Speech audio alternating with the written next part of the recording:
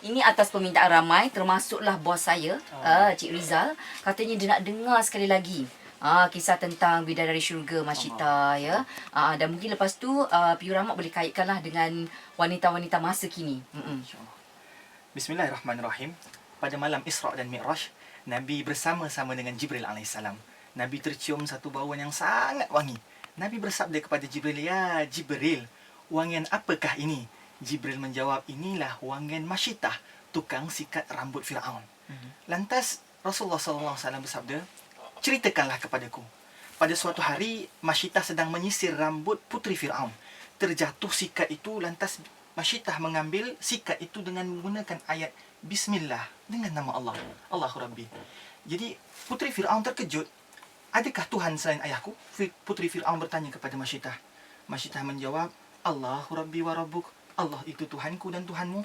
Cerita ini sampai ke telinga Fir'aun kerana ketika itu Fir'aunlah Tuhan. Fir'aun Tuhan ketika itu.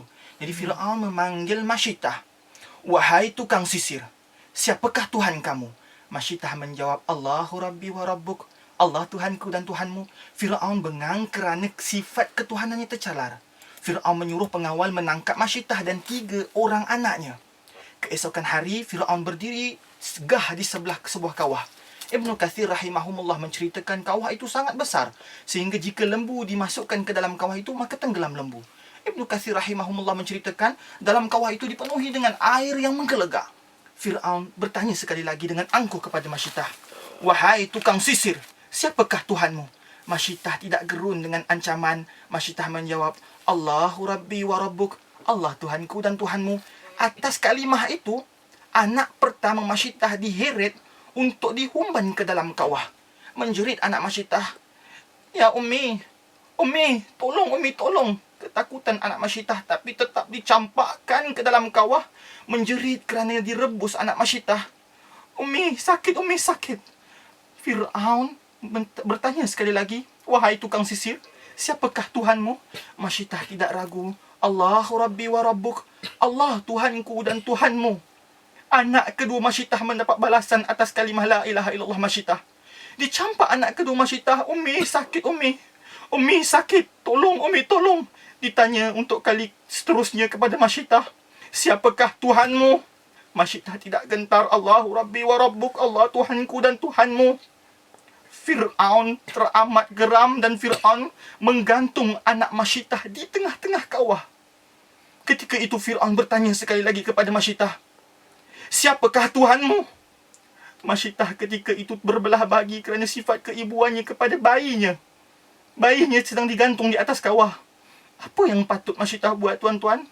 Apa yang patut Masyitah buat, ya Allah? Ketika itu, keajaiban berlaku.